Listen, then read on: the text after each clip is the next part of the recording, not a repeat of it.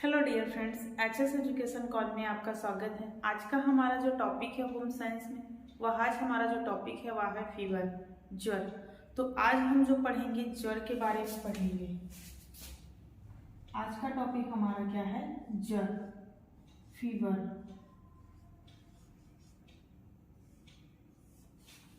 ज्वर है क्या? तो जब किसी व्यक्ति का जो शरीर का टेम्परेचर होता है, तापमान होता है, सामान्य तापक्रम से अधिक उसका तापक्रम हो जाता है, तो यह स्थिति जो होती है वह क्या कहलाती है? ज्वर कहलाती है। ज्वर किसे कहते हैं? तो जब किसी व्यक्ति के शरीर का जो तापमान होता है वह सामान्य तापमान से अधिक उसका तापक्रम हो जाता है, तो यह स्थिति हमारी क्या कहलाती है? ज्वर कहलाती है। तो हम सबसे पहले इसमें जानेंगे ज्वर को। ज्वर क्या होता है? तो ज्वर जो होता है जब शरीर का तापक्रम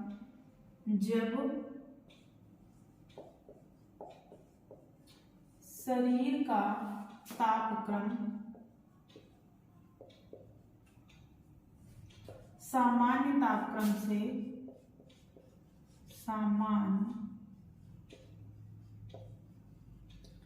तापक्रम से अधिक हो जाता है,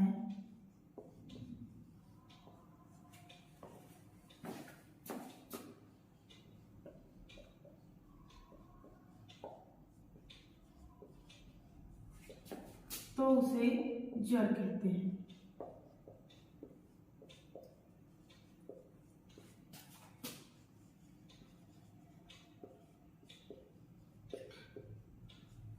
अब हम जानेंगे कि जो हमारा ज्वर होता है, ज्वर का जो सामान्य टेम्परेचर हमारी बॉडी का कितना होता है।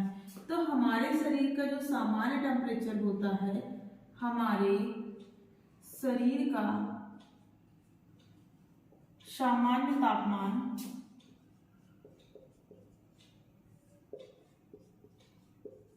लगभग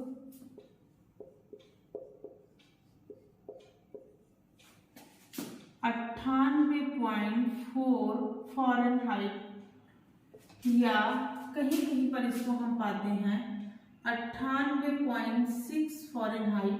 अगर हम इसको सेल्सियस में बात करते हैं तो 37 डिग्री सेल्सियस क्या होता है? शरीर का सामान्य तापमान होता है। शरीर का सामान्य तापमान होता है।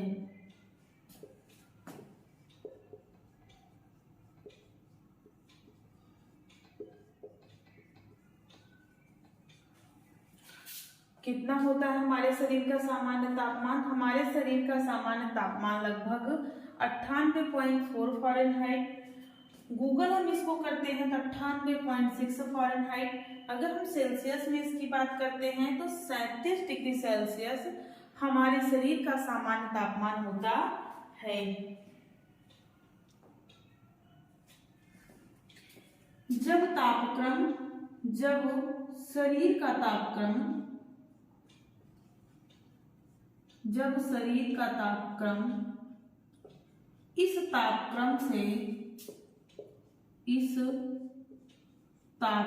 से अधिक बढ़ता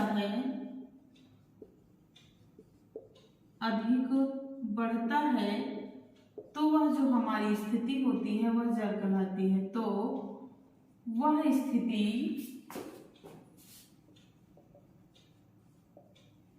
क्या कहलाती है?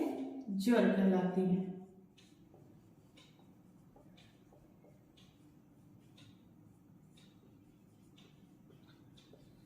जब हमारे शरीर का तापमान 98.4 फ़ारेनहाइट से अधिक हो जाता है तो वह स्थिति जो होती है उसे हम क्या कहते हैं? फीवर कहते हैं या ज्वर कहते हैं।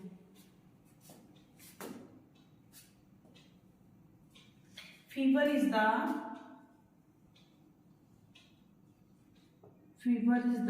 most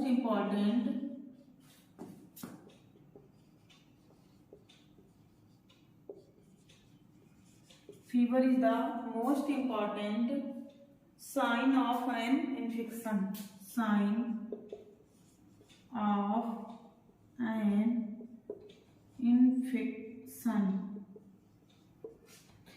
हम हमने यहाँ पर लिखा कि fever is the most important sign of an infection. कहने का तात्पर्य है ज्वर किसी भी संक्रमण का एक महत्वपूर्ण कारक होता है। कहने का तात्पर्य है कि ज्वर किसी भी महत्वपूर्ण संक्रमण का एक चिन्ह होता है। अब हम आगे जानेंगे ज्वर के प्रकार। आगे हम जानेंगे ज्वर के प्रकार कि ज्वर के प्रकार को कितने भागों में बांटा गया है। तो जो ज्वर का प्रकार होता है उसको कितने भागों में बांटा गया है? 3 भागों में बांटा गया है।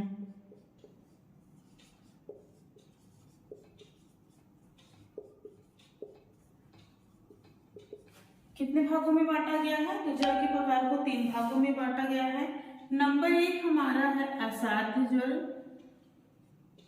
असाध्य ज्वर। सेकंड है दीर्घकालीन ज्वर। दीर्घकालीन ज्वर। थर्ड हमारा है बार बार होने वाला ज्वर। बार बार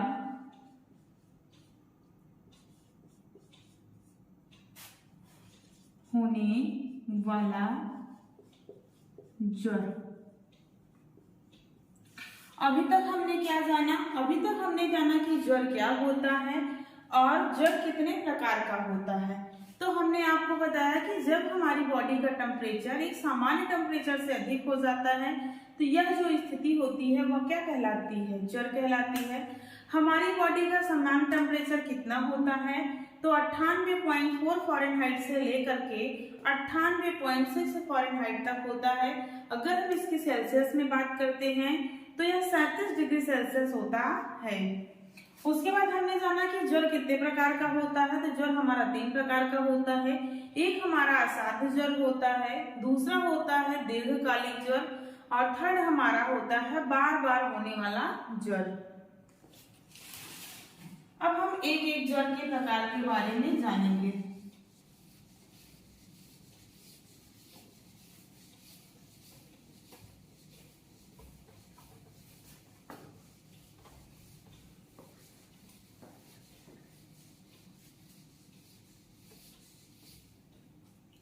पहला पॉइंट जानेंगे हम असाध्य ज्वर।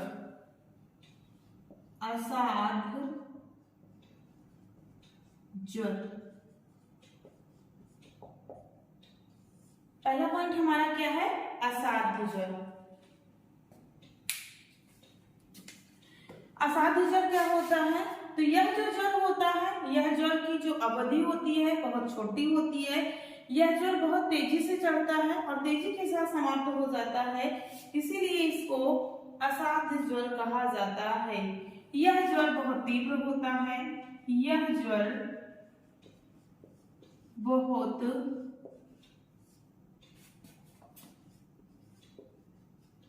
तीव्र होता है। यह ज्वर बहुत तीव्र होता है, तेजी से चलता है, तेजी से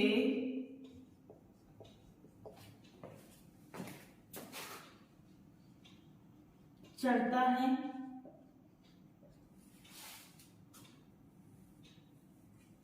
इसकी अवधि छोटी होती है। इसकी अवधि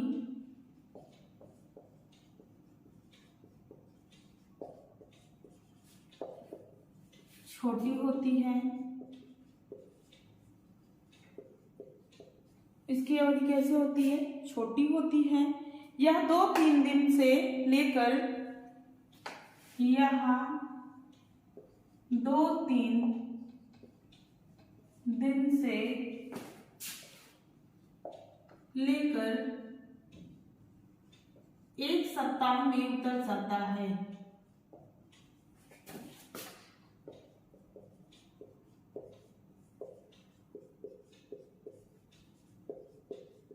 एक सप्ताह में उतर जाता है। जैसे कौन कौन सा ज्वर होता है? इन्फ्लुएंजा,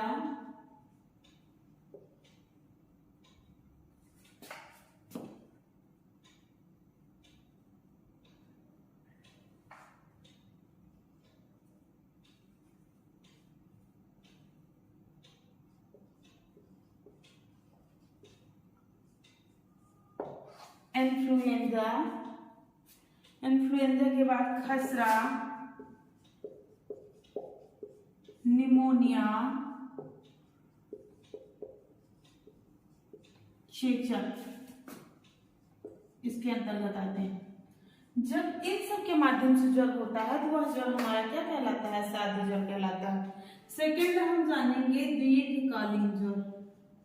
दीर्घकालीन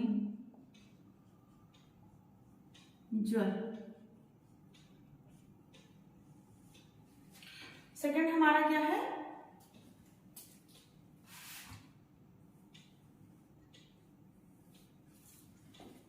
सेकंड हमारा क्या है? दीर्घकालीन ज्वर है। ये जो दीर्घकालीन ज्वर होता है यह हमारा कई महीने या कई सप्ताह तक चलता है जब, तो यह ज्वर हमारा क्या कहलाता है? दीर्घकालीन ज्वर कहलाता है। तो यह ज्वर लंबे समय तक, यह ज्वर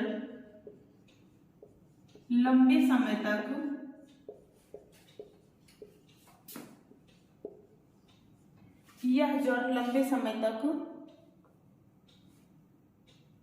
जैसे कई सप्ताह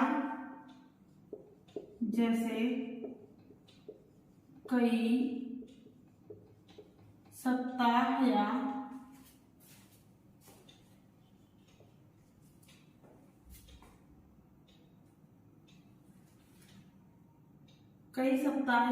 महीनों तक चलने वाला है, महीनों तक चलने वाला है।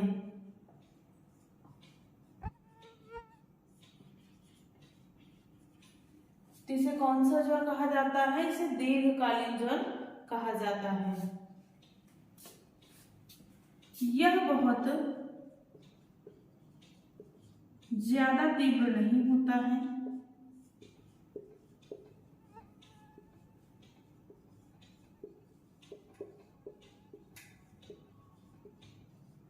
परंतु यह लंबे समय तक रहता है। अधिकांशतः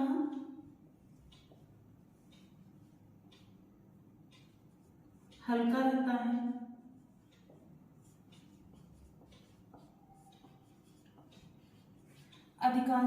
रहता है, लेकिन लंबी अवधि तक बना रहता है,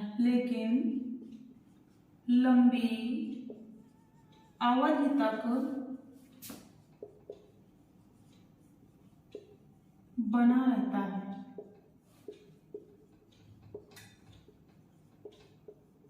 एग्जाम्पल इसका देखेंगे, जैसे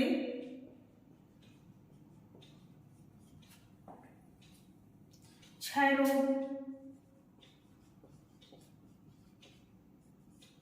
टाइफाइड,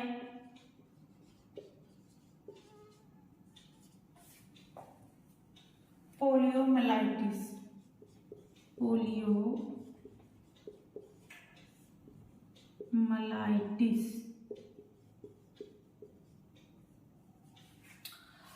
अभी तक हमने क्या जाना? ज्वर के प्रकार, जिसमें हमने पहला आपको क्या बताया? असाध्य ज्वर होता है। असाध्य ज्वर जो होता है, यह जो ज्वर होता है बहुत तीव्र होता है, तेजी से चढ़ता है और तेजी इसकी अवधि छोटी होती है। इसकी जो अवधि होती है 2 से 3 दिन की होती है या सप्ताह भर की होती है।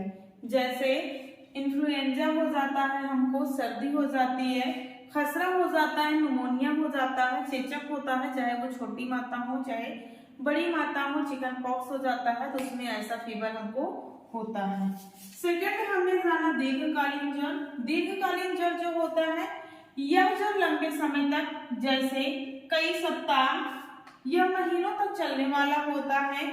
इसकी जो अवधि होती है वो लंबी होती है, लेकिन जो फीवर होता है वो बहुत तीव्र नहीं होता है। अधिकांशतः जो हमारा बुखार होता है वो हल्का रहता है, लेकिन इसकी अवधि लंबी होती है, लंबे दिनों तक यह जो है ज्वर बना रहता है। जैसे जब हमको क्षय रोग हो जाता है, टीबी हो जाता है, टाइफाइड हो जाता है या पोलियोमाइलाइटिस हो जाता है, तो यह ज्वर देखा जाता है। अब हम थर्ड जानेंगे बार बार होने वाला ज्वर। इसके बाद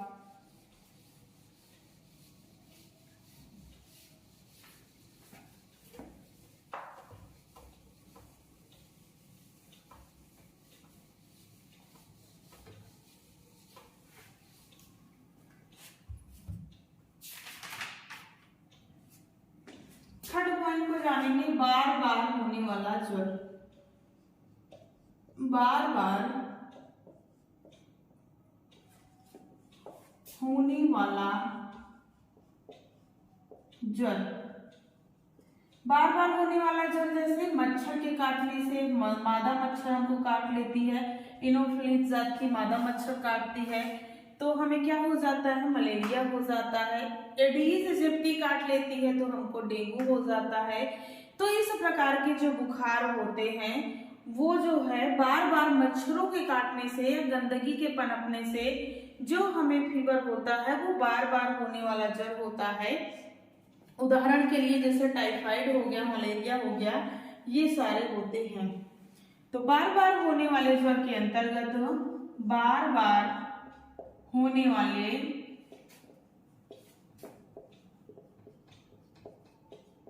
ज्वर के अंतर्गत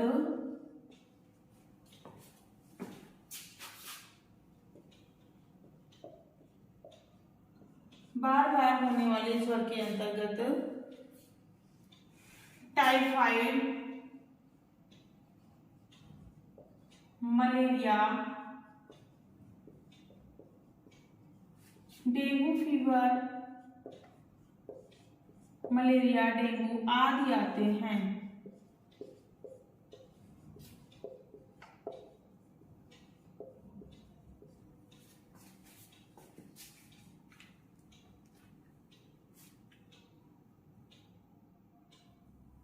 क्योंकि बार बार बुखार होने से व्यक्ति अधिक कमजोर हो जाता है, क्योंकि व्यक्ति अधिक कमजोर हो जाता है,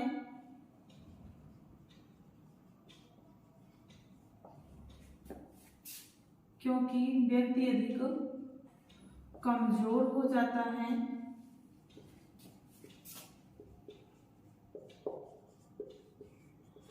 ऐसे रोगी के आहार में अत्यधिक सतर्कता की आवश्यकता होती है। क्या लिखे, व्यक्ति अधिक कमजोर हो जाता है और आहार में अधिक सतर्कता की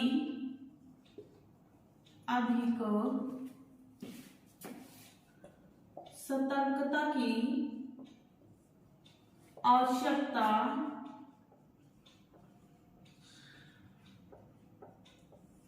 होती है। सतर्कता की अधिक आवश्यकता होती है इसमें। ऐसे व्यक्ति को कैसा आहार देना चाहिए, तो ऐसे व्यक्ति को पूर्ण पौष्टिक एवं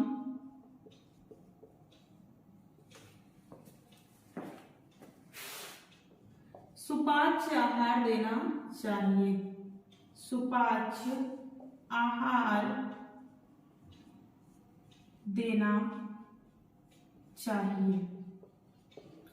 क्यों देना चाहिए, क्योंकि यहाँ पे जो फीवर होता है वो बार बार होता है। जब फीवर बार बार होता है तो हमारी बॉडी को जो रोग प्रतिरोधक क्षमता होती है वह कम हो जाती है, इसलिए जो रोगी होता है उसको पौष्टिक भोजन देना चाहिए। तो बार बार होने वाले ज्वर के अंतर्गत क्या आता है, जैसे हमारा मलेरिया हो गया, टाइफाइड हो गया, ऐसे ज्वर आते हैं। बार बार ज्वर होने से व्यक्ति अधिक कमजोर हो जाता है, जिससे व्यक्ति के आहार पर विशेष ध्यान देना चाहिए। अब हम जानेंगे कि जब हमारी बॉडी में ज्वर हो जाता है या किसी भी व्यक्ति को जब ज्वर हो जाता है तो ज्वर में जो हमारी बॉडी में चयापचय की दर होती है, मेटाबॉलिज्म होता है, वह अधिक हो जाता है। हमारी बॉडी में ऊर्जा की मांग अधिक हो जाती है, प्रोटीन की मांग अधिक हो जाती है, कैलोरी की मांग अधिक हो जाती है। तो इन सब बिंदुओं के बारे में हम चर्चा करेंगे।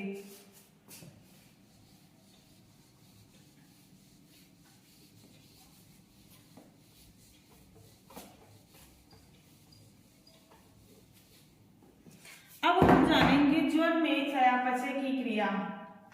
ज्वर में चयापचय की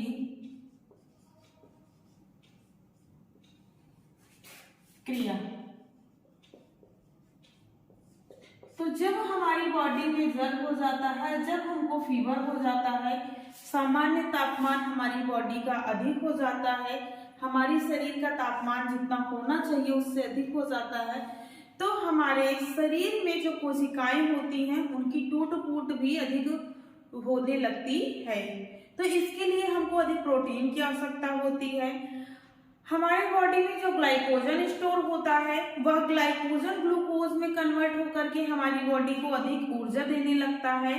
तो जब हमको फीवर हो जाता है या ज्वर हो जाता है तो ज्वर में जितने भी हमारे पौष्टिक तत्व होते हैं उन सब की मांग बढ़ जाती है।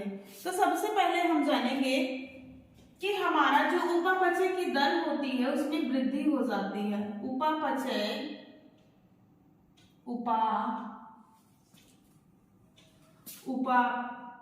उपापचय के दर में वृद्धि हो जाती है। वृद्धि कैसे होती है? तो हमारी बॉडी का टेम्परेचर अगर 1% बढ़ता है तो जो उपापचय की दर होती है वो 60% इंक्रीज हो जाती है। अगर हमारी बॉडी मान लो कितना है 98.4 फ़ारेनहाइट है या 99.4 फ़ारेनहाइट होता है, 99.4 फ़ारेनहाइट होता है, तो इसकी जो चयापचय की दर होती है वो कितना हो जाएगी 7% इंक्रीज हो जाती है। बात समझ में आई?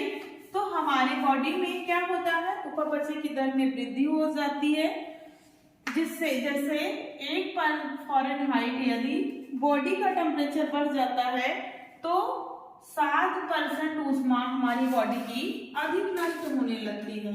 7% ऊष्मा नष्ट होने लगती है।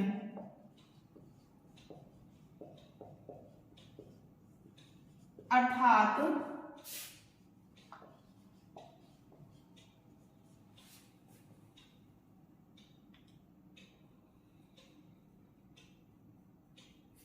अर्थात 7% ऊष्मा की दर में वृद्धि हो जाता है।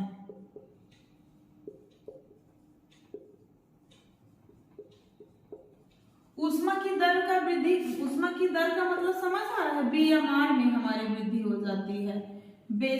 Basal metabolism rate. तो ऊष्मा की दर में हमारे बीएमआर में क्या होता है? वृद्धि हो जाती है।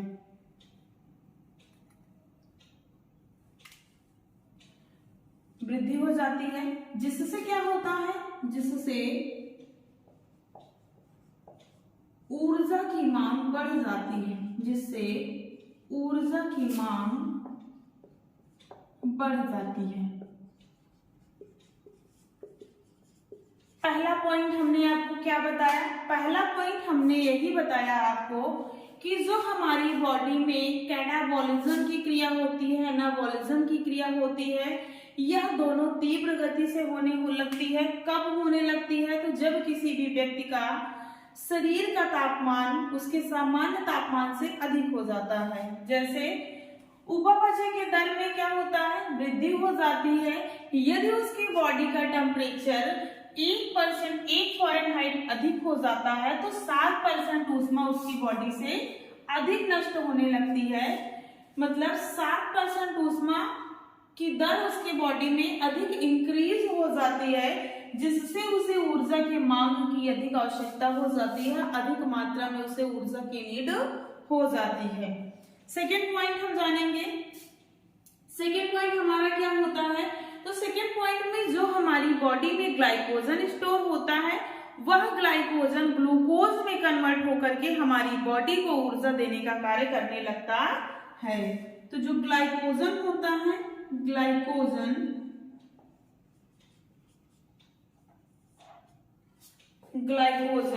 ग्लूकोज के रूप में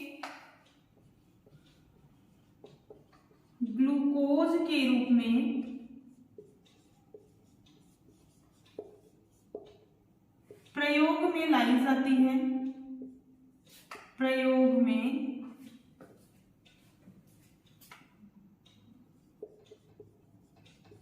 लाई जाती है, प्रयोग में लाई जाती है, जिससे शरीर का ग्लाइकोजन जिससे शरीर का ग्लाइकोजन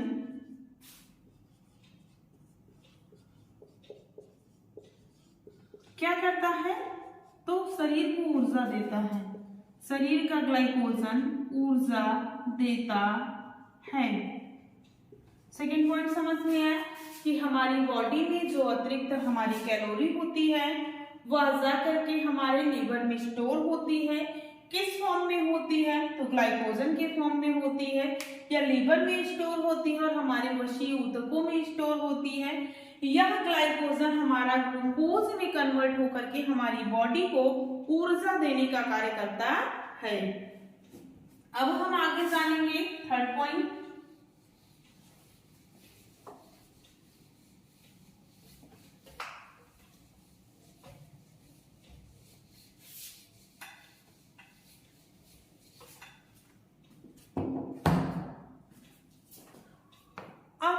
तीसरा पॉइंट जानेंगे। तो तीसरा पॉइंट हमारा क्या है कि ज्वर में प्रोटीन की मांग में वृद्धि हो जाती है। क्यों हो जाती है, क्योंकि हमारे शरीर में जो कोशिकाएं होती हैं उन कोशिकाओं में टूट फूट अधिक होने लगती है, तो उन कोशिकाओं की बनने में, उन कोशिकाओं के निर्माण में प्रोटीन की मांग अधिक हो जाती है। इसलिए हमें ज्वर की स्थिति में प्रोटीन भी अधिक मात्रा में ग्रहण करना चाहिए। तो हमारा थर्ड पॉइंट है कि ज्वर में कोशिकाओं में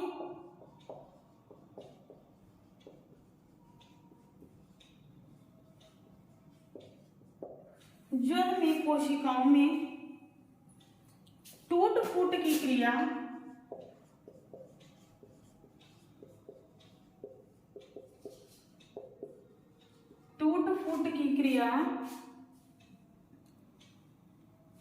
बढ़ने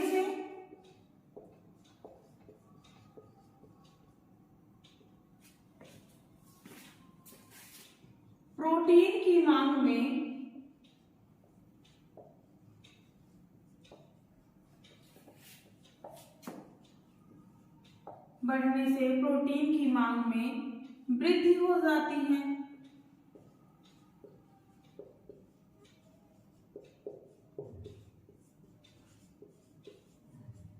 प्रोटीन की मांग में वृद्धि हो जाती है।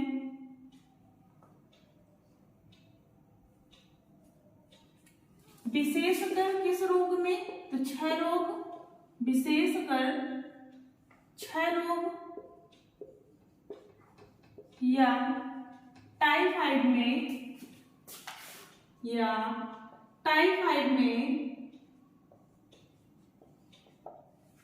क्षय रोग या टाइफाइड में कोशिकाओं के निर्माण के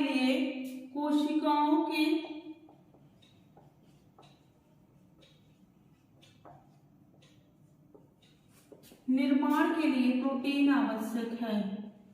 निर्माण के लिए प्रोटीन आवश्यक है।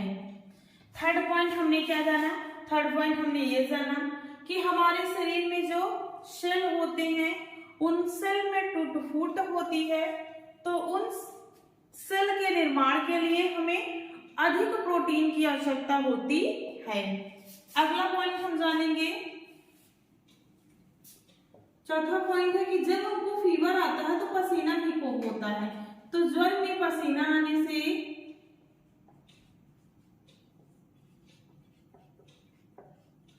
सोडियम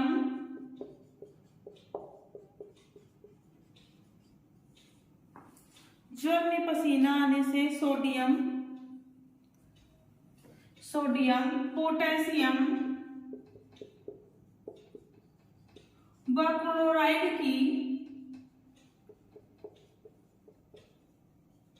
क्लोराइड काफी मात्रा में नष्ट हो जाता है। काफी मात्रा में नष्ट हो जाता है।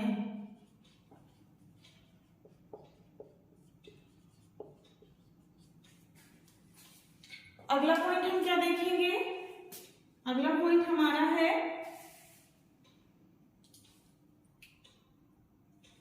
ज्वर के कारण रोगी की क्रियाशीलता या गतिशीलता उसकी समाप्त हो जाती है। क्रियाशीलता या गतिशीलता जो वो एक्टिव होता है वह समाप्त हो जाता है। गतिशीलता समाप्त हो जाती है, इसलिए रोगी को अधिक कैलोरी की आवश्यकता होती है।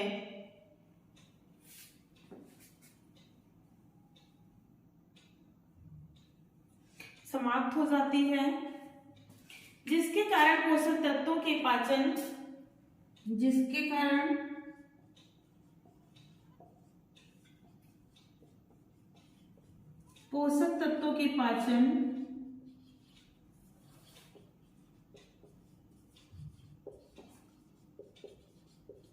अवशोषण में शिथिलता आ जाता है। अवशोषण में शिथिलता आ जाती है।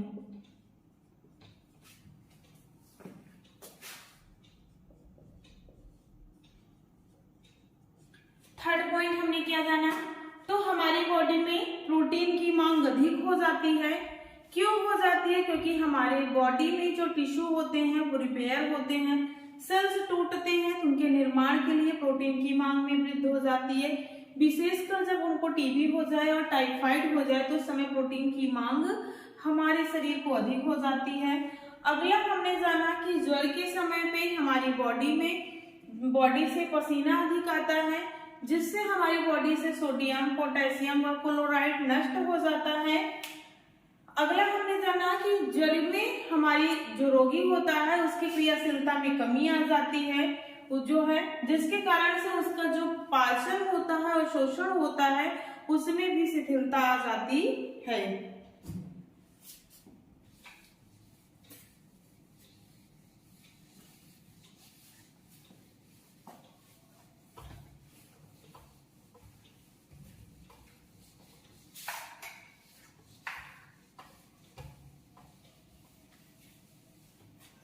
अब आगे जानेंगे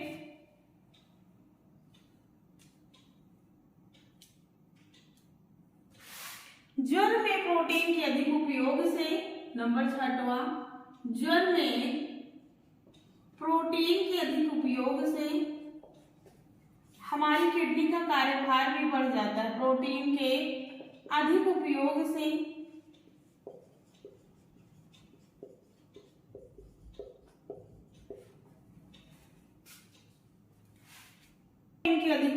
से नाइट्रोजन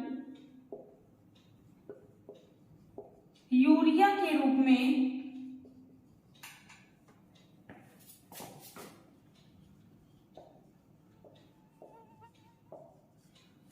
मूत्र से निकलने लगता है।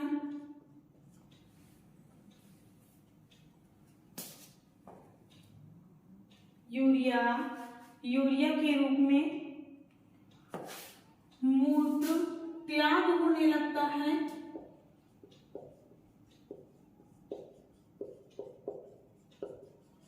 जिस कारण से किडनी का कार्यभार बढ़ जाता है, जिससे किडनी का कार्य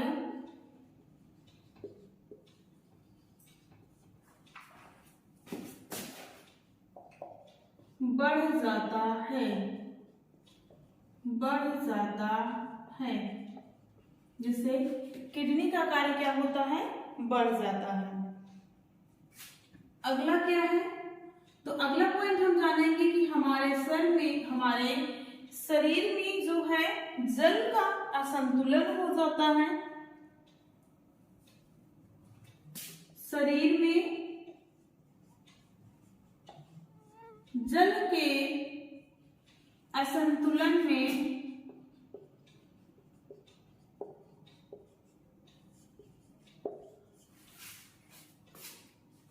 असमानता आ जाती है। असमानता आ जाती है।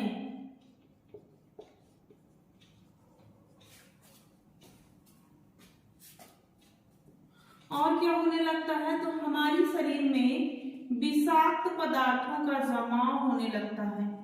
हमारे शरीर में विषाक्त पदार्थों का जमाव होने लगता है।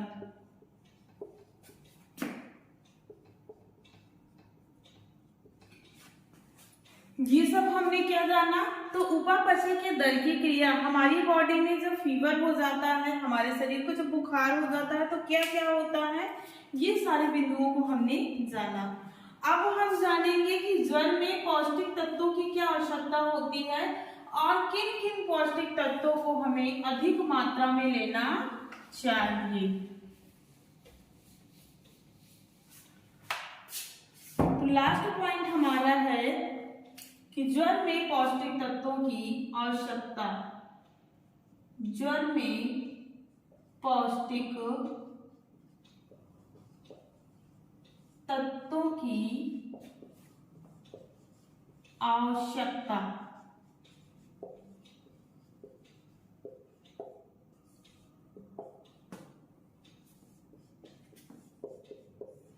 सबसे पहले हम क्या ऊर्जा जानेंगे। तो हमारी बॉडी को ऊर्जा की मांग अधिक हो जाती है, तो कम से कम हमें कितना ऊर्जा बढ़ा देना चाहिए? 50% अधिक ऊर्जा देना चाहिए। मतलब जितना हम ऊर्जा ग्रहण करते हैं उससे 50% अधिक ऊर्जा देना चाहिए। और जो ये ऊर्जा के रिसोर्स है कैसे होना चाहिए? हल्का होना चाहिए, कोमल होना चाहिए और सुपाच्य होना चाहिए।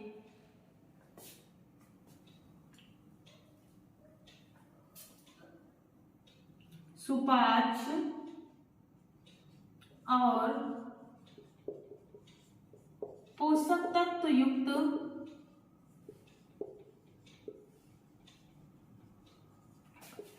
भोज्य पदार्थ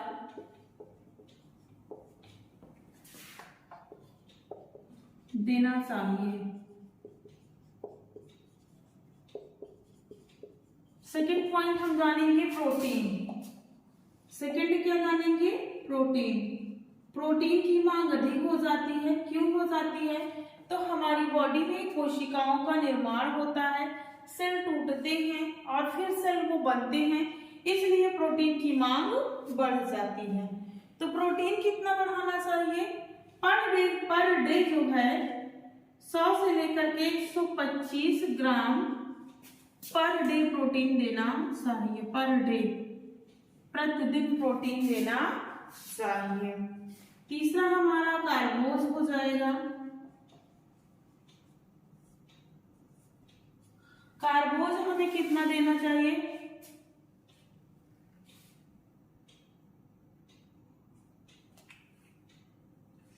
तो कार्बोज में हमें सरल शर्करा देनी चाहिए, विशेषकर ग्लूकोज, सुक्रोज, फ्रक्टोज, लैक्टोज,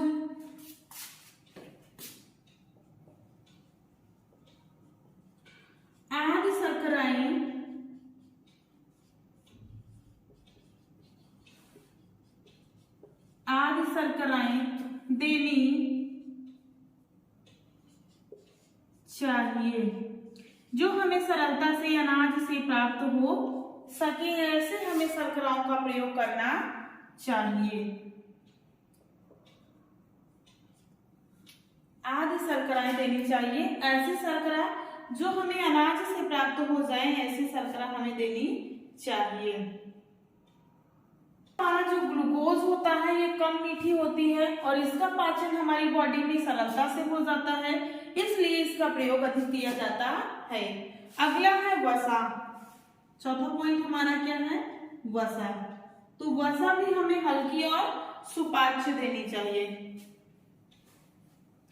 तो ऊर्जा की आवश्यकता को पूरा करने के लिए कुछ मात्रा में हमें मक्खन एवं दूध देना चाहिए। ऊर्जा की आवश्यकता को पूरा करने के लिए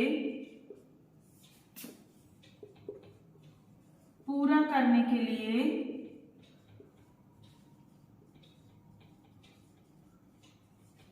मक्खन एवं दूध देना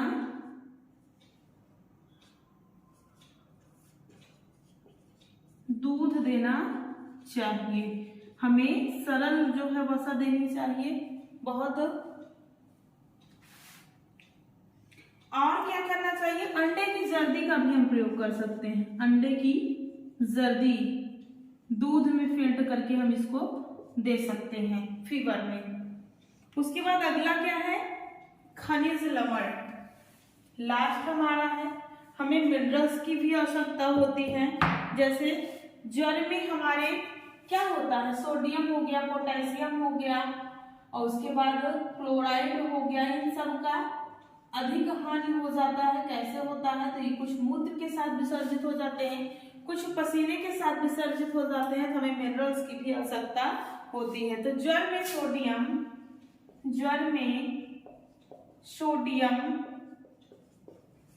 पोटेशियम,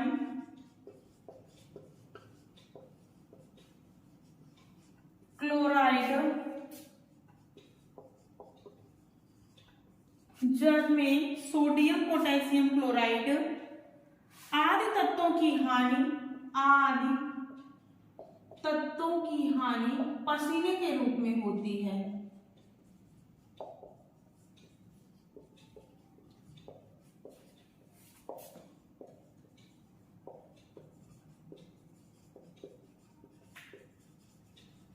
आदि तत्वों की हानि पसीने के रूप में होती है, जिसकी पूर्ति के लिए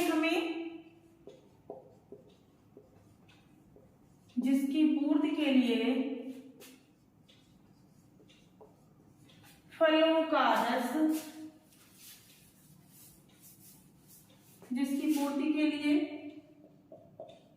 का रस, सब्जियों का सूप,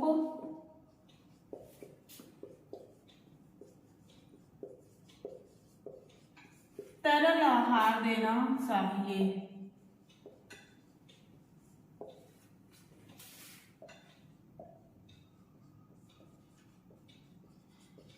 और हमें क्या देना चाहिए, तो रोग प्रतिरोधक क्षमता को बढ़ाने के लिए हमें विटामिन का भी प्रयोग करना चाहिए।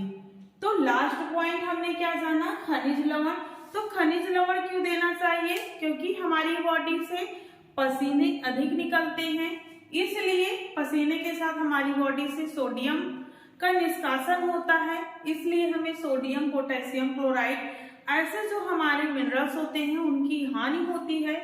इस कारण से हमें सब्जियों का सूप, फलों का रस आदि में नमक मिला करके देना चाहिए। और साथ में हमें फल का भी प्रयोग करना चाहिए, क्योंकि जो विटामिन होते हैं वो क्या करते हैं, हमारी रोग प्रतिरोधक क्षमता में वृद्धि करने का कार्य करते हैं, हमारी रोग प्रतिरोधक क्षमता को बढ़ाने का कार्य करते हैं। तो आज का टॉपिक हमने जो पढ़ा वो ज्वर पढ़ा। आज की वीडियो में हमने आपको ज्वर के बारे में पढ़ाया। आप हमारे चैनल को सब्सक्राइब कर लीजिए, लाइक करिए, शेयर करिए और कमेंट करना बिल्कुल ना भूलिए कि आपको क्लास कैसी लगी, और अपने फ्रेंडों के साथ शेयर करिए। आज की वीडियो में बस इतना ही। आपको हम मिलेंगे नेक्स्ट वीडियो में, तब तक के लिए धन्यवाद।